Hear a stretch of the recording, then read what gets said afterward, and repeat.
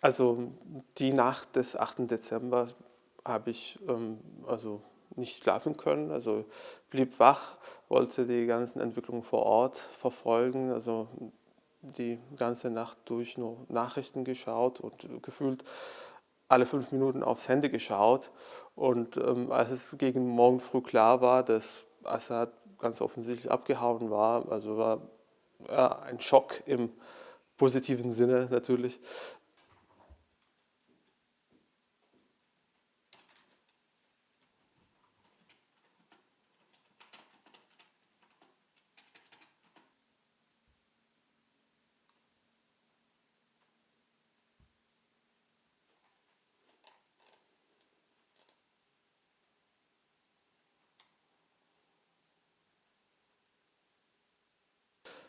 Also ich halte täglich Kontakt mit meinen Eltern, besonders mit meiner Mutter.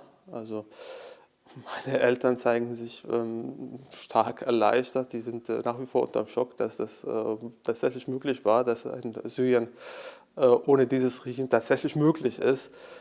Ich muss sagen, für mich, meine Generation und die aber meiner Eltern, ist kaum vorstellbar gewesen, dass es Syrien geben kann ohne dieses brutale Regime. Und die Nacht des 8. Dezember hat es doch gezeigt. Also ein Syrien kann geben und auch hoffentlich funktionieren ohne dieses Regime.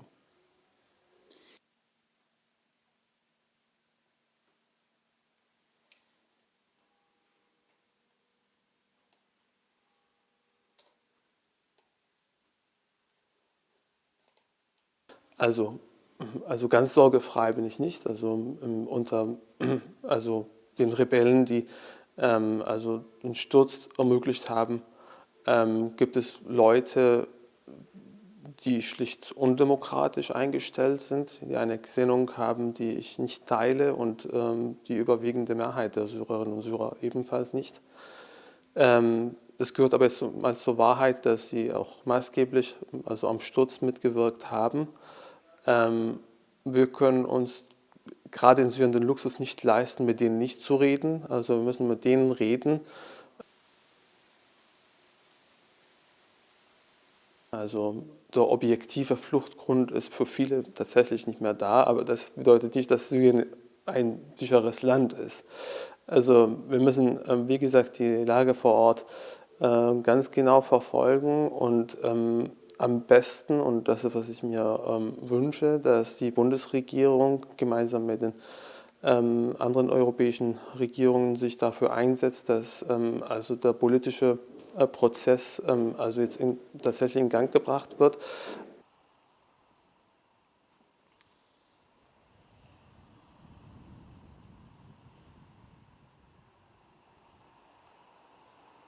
Es gibt die nationale Lage dort, also diese Ebene, die ich jetzt wenig beeinflussen kann. Und es gibt auch also mein individuelles Schicksal, dass ich seit mittlerweile 9 Jahren in Deutschland lebe und inzwischen einen sehr vernünftigen Job habe.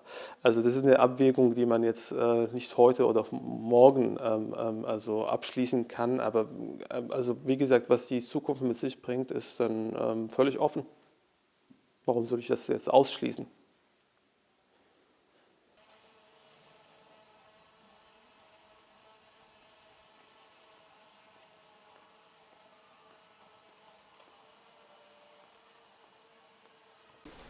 Ich weiß es nicht, weil das hat alles der Zimmermann-Ding in Fach da. Was natürlich von den Eigentümern nicht immer gerne so angenommen wird.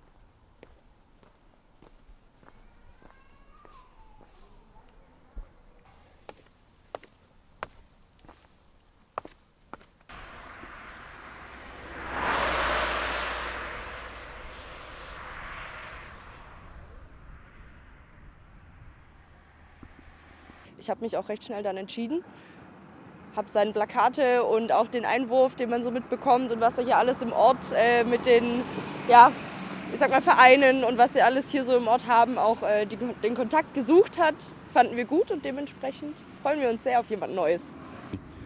Ja, wenn die Bürger aus Oschwilzheim ihn für fähig empfinden, dann spricht das ja absolut für die richtige Entscheidung.